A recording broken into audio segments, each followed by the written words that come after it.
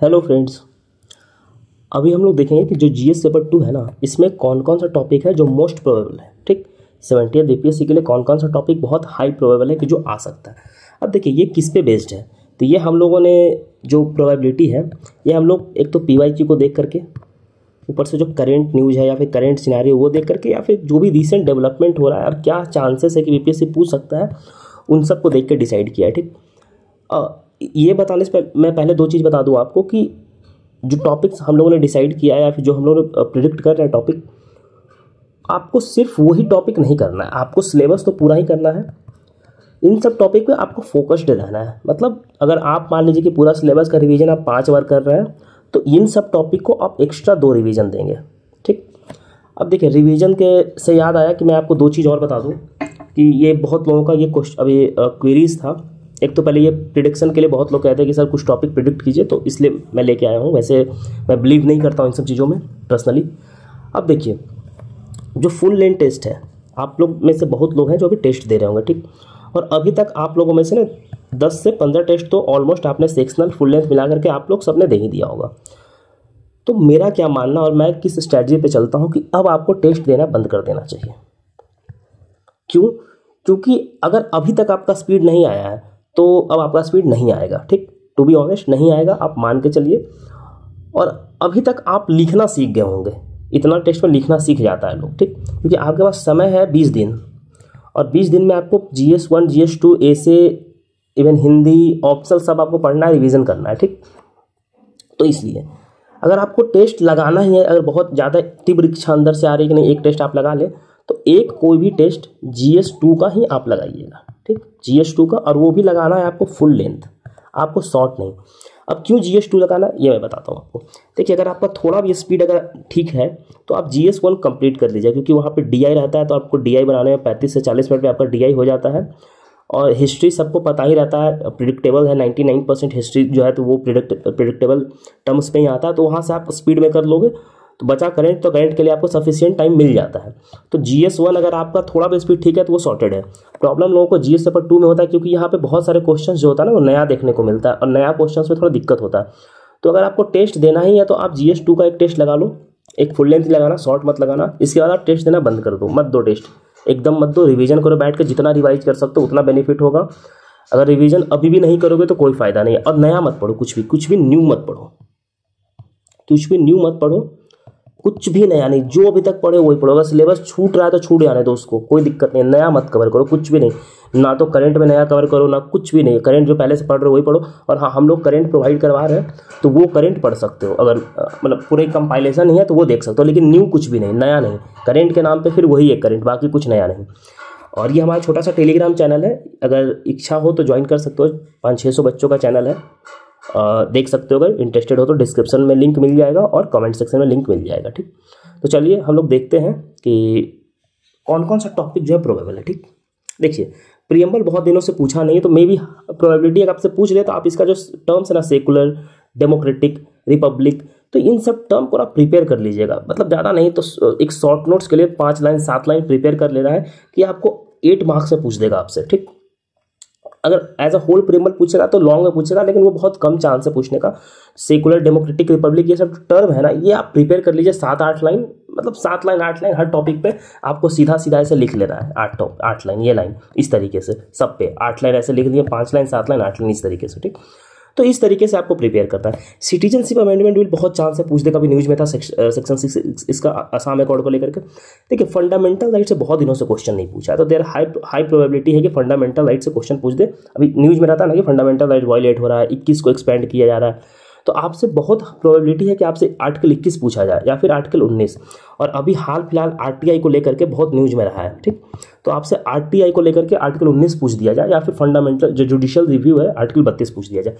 पूछेगा तो इन तीनों में से कोई एक ही पूछेगा। आप बस वही देखिए, वही स्ट्रैटेजी 7-8 लाइन प्रिपेयर करना है, इससे ज़्यादा कुछ नहीं।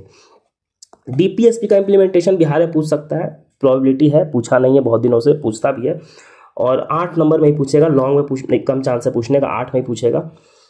देखिए प्रेसिडेंट का इलेक्शन वैसे तो नहीं पूछना चाहिए, लेकिन अभी US में इलेक्शन हुआ है तो एक मतलब वहाँ से है कि आपसे पूछ दे कंपेयर करके कि इलेक्शन प्रेसिडेंट का इंडिया में और यूएस में इलेक्शन, या फिर इंडिया का प्रेसिडेंट और यूएस का प्रेसिडेंट का पूछ दे आपसे कंपैरिजन, तो कुछ नहीं करना है, ऐसे बस आप 5-7 कंपैरिजन आपको देख के चलना है कि यूएस में क्या है तो और इंडिया में क्या है। तो जो यूएस प्रेसिडेंट है वो रियल हेड ऑफ स्टेट होता है, इंडिया में नॉमिनल हेड ऑफ स्टेट होता है। यूएस का इलेक्शन सिस्टम अलग है, इंडिया का सिस्टम अलग है। इंडिया में स्ट्रिक्ट सेपरेशन ऑफ पावर है, सॉरी यूएस में, इंडिया में स्ट्रिक्ट सेपरेशन ऑफ पावर नहीं है। ये सब आपको देख करके चलना है। हमारा जो सिस्टम है वो ब्रिटिश की तरफ थोड़ा सा ज़्यादा टिल्टेड है। इन जो प्रेसिडेंट है वो उसका जो पावर, देखिए रोल ऑफ पार्लियामेंट आपसे पूछ सकता है, क्योंकि पार्लियामेंट अभी एक तो सेशन में चल रहा है अभी और बहुत हंगामा हो रहा है पार्लियामेंट में। आप लोगों ने देखा होगा कि हमेशा कुछ ना कुछ होते रह रहा है। तो आपसे रोल ऑफ पार्लियामेंट पूछ दे कि पार्लियामेंट का रोल जो है ना वो डेमोक्रेसी को इंश्योर करने में, राइट्स को इंश्योर करने में, सोशल जस्टिस के लिए कैसे इंपॉर्टेंट है, ठीक, तो ये पूछ सकता है। देखिए पर्सनली मैं क्या फील कर रहा हूँ कि जो सुप्रीम कोर्ट से एक क्वेश्चन तो आपको आना ही आना है, और वो भी कॉलेजियम सिस्टम, वो भी 38 नंबर वाले में। बहुत हाई, मतलब मेरा ये फीलिंग है, हाई प्रोबेबिलिटी है कि आपसे कॉलेजियम सिस्टम पे 38 नंबर में सुप्रीम कोर्ट से क्वेश्चन पूछते हैं आपसे। तो आप इसको एकदम प्रिपेयर करके, कॉलेजियम सिस्टम पे आपको एकदम प्रिपेयर करके जाना है, एकदम अच्छे से, वो लाइन बाय लाइन आपको प्रिपेयर करके जाना है। नहीं तो ये आपसे as a whole supreme court पे प्रश्न पूछ देगा। अभी इलेक्शन हुआ था इंडिया में, तो आपसे इलेक्शन कमीशन पे एज अ होल बॉडी पे ही पूछते कि क्या चांस है, शॉर्ट में एक चांस है पूछने का। अगर लॉन्ग में पूछेगा तो फिर वही इलेक्टोरल रिफॉर्म्स के साथ आपको क्लब करके पूछ लेगा कि इलेक्शन कमीशन का रोल क्या है, क्या क्या इलेक्टोरल रिफॉर्म्स लेके आया है। Role of caste and politics आपसे शॉर्ट लॉन्ग दोनों में पूछ सकता है, 38-8 दोनों में पूछ सकता है। अभी गवर्नर देखिए बहुत न्यूज में रहा है, बहुत ज़्यादा न्यूज में रहा है गवर्नर, ठीक, तमिलनाडु को लेकर के न्यूज में रहा है, केरला को लेकर के न्यूज में रहा है। अभी सुप्रीम कोर्ट ने इस पर जजमेंट भी बहुत सारा दिया है। तो हो सकता है कि आपसे गवर्नर पूछ दे, गवर्नर का रोल एज है पूरा, और ये 38 नंबर में पूछने का चांस है। तो आप इसको उसी तरीके से प्रिपेयर करेंगे। बाकी सेकुलरिज्म अमेंडमेंट 8 नंबर में पूछेगा, आप एक बार देख लेंगे, PYQ है, रिपीट होने का हाई चांसेस है। हम लोग देखते हैं ज्योग्राफी और इकोनॉमिक्स। बहुत हाई प्रोबेबिलिटी है कि BPSC मानसून को रिपीट करती है इस टाइप का क्वेश्चन को। तो आप मानसून को फिर से अच्छे से, जो 69 में पूछा गया था, आप उसी क्वेश्चन के पैटर्न पे आप मानसून पूरे अच्छे से पढ़ लेंगे। इसके साथ साथ अभी हाल में इंडोनेशिया में अर्थक्वेक आया है, तो हो सकता है कि आपसे अर्थक्वेक पे क्वेश्चन पूछा जाए, ठीक, शॉर्ट में ही पूछेगा, 8 मार्क्स से पूछेगा, बहुत हाई चांस है। अभी इंडिया में भी लैंडस्लाइड आया था केरला में कुछ टाइम पहले, तो हो सकता है आपको उससे क्लब करके कुछ पूछ दे डिजास्टर मैनेजमेंट में। तो एक मतलब आपको ये नहीं कि आपको रटना बैठ के, आप बस सेंस ऑफ क्लियरिटी रखिए। अच्छा ठीक है, अर्थक्वेक पे आएगा तो हम लोग ये इंट्रोडक्शन डालेंगे कि सेस्मिक वेव होता है, और उसके बाद जो बॉडी होगा उसमें डालेंगे कि 2 तरह का वेव होता है, सरफेस वेव होता है और फिर बॉडी वेव होता है, फिर P वेव होता है, S वेव होता है। आपको इस तरीके से एक आइडिया रखना है, ठीक। बिहार का जो इंडस्ट्रियल पॉलिसी, इंडस्ट्री और मिनरल्स है, ये BPSC से स्टेट ने पूछा था, तो हाई प्रोबेबिलिटी है कि फिर से पूछा। बिहार का थोड़ा बहुत देख लीजिएगा, ये जो क्या क्या बिहार का IT पॉलिसी है या फिर क्या क्या। एग्रीकल्चर में 2 साल से क्वेश्चन पूछा नहीं है, इस बार अभी 4th एग्रीकल्चर रोड मैप भी आया है बिहार में, तो आपसे बहुत चांस है कि आपसे एग्रीकल्चर रोड मैप पर लेकर के क्वेश्चन यहाँ से पूछ दिया जाए। बहुत अभी नीतीश कुमार हल्ला भी कर रहे हैं। एक बात और, इसमें अभी देखिए नीतीश कुमार जी जो है, ये 2005 से पहले क्या हुआ था, नहीं हुआ था। मतलब हर जगह आप देखोगे तो नीतीश कुमार जी यही पहले बोलते हैं कि 5 से पहले कुछ था जी, नहीं ना था। तो अगर BPSC मन बना ले तो आपसे कंपैरिजन पूछ देगा कि जो रिसेंट डेवलपमेंट है बिहार में, डेवलपमेंट कैसे हुआ, ये जब भी पूछा था 38 नंबर में पूछेगा। तो हो सकता है कि आपके 5 से पहले और 5 के बाद, या फिर एक ओवरऑल बिहार का डेवलपमेंट कैसे हो रहा है, कैसे क्या क्या चेंजेस आया बिहार में, वो आपसे हो सकता है पूछ दे। तो आप इसको एक बार देख लीजिएगा। MSME अभी बजट में था, इसका डेफिनेशन चेंज किया गया, तो हाई चांसेस है पूछने का। PM मुद्रा योजना अभी तरुण प्लस इसमें लाया गया था, तरुण प्लस 20 लाख के, तो बहुत हाई चांस है। इंडस्ट्रियल कॉरिडोर अभी गया से पास हुआ, तो हाई चांसेस है पूछने का। अनएम्प्लॉयमेंट अभी नीतीश कुमार इतना जॉब दे रहे हैं, इतना हल्ला कर रहे हैं कि हम जॉब दे रहे हैं, तो अनएम्प्लॉयमेंट फिर से पूछने चांस है। डिसेंट्रलाइज प्लानिंग पिछले साल पूछा गया था, नीति आयोग को लेकर के फिर से पूछा जा सकता है आपसे। मखाना बोर्ड बजट में था, तो आपसे फिर से पूछा जा सकता है। 7 निश्चय 2 योजना, नीतीश कुमार वही डेवलपमेंट वाला मैं बात कर रहा हूँ, तो आपसे पूछा जा सकता है 7 निश्चय 2 योजना डायरेक्ट। इसके साथ साथ आपसे जीविका दीदी पूछा जा सकता है, आप वो भी एक बार देख लेंगे, ठीक। अब हम लोग साइंस एंड टेक्नोलॉजी चलते हैं कि साइंस एंड टेक्नोलॉजी में क्या क्या चांस है। देखिए न्यूक्लियर एनर्जी पे बहुत, ये अगर मुझसे पर्सनली पूछिए कोई एक टॉपिक, तो एक तो MSME वाला हो गया, एक ऊपर हम लोग ने देखा था कि कॉलेजियम वाला, और एक न्यूक्लियर एनर्जी। ये बहुत हाई चांसेस है कि आपसे 38 मार्क्स में पूछ दे आपसे, तो आप उसको प्रिपेयर कर लीजिएगा। साथ ही साथ जो न्यूक्लियर एनर्जी मिशन है वो भी, और स्मॉल मॉड्यूलर रिएक्टर, क्योंकि इंडिया भी जो है ना, जो 100 गीगावाट का टारगेट सेट किया 2047 तक अचीव करने का, तो इसलिए बहुत हाई चांस है। AI तो मुझे लगता है कि GS paper 1, GS 2, current affairs, even ऐसे तीनों जगह पूछ सकता है। तो आप AI को तो इतना अच्छे से प्रिपेयर कीजिए कि मतलब श्योर है इस पर कि क्वेश्चन 100% AI पे आना ही आना है। जो ओपन एआई हो गया, ये सब पे हो सकता है आपसे ओपन एआई पे शॉर्ट नोट से पूछ दे और लॉन्ग में भी एआई पूछ दे, कोई भरोसा नहीं है बीपीएससी का।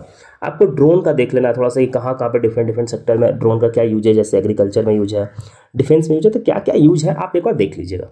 भारतीय अंतरिक्ष स्टेशन हो सकता है आपसे पूछ दे, क्योंकि अभी इंडिया जो है 2035 तक प्लान कर रहा है भारत का अपना एक अंतरिक्ष स्टेशन एस्टैब्लिश करने का, तो आपसे पूछ दे।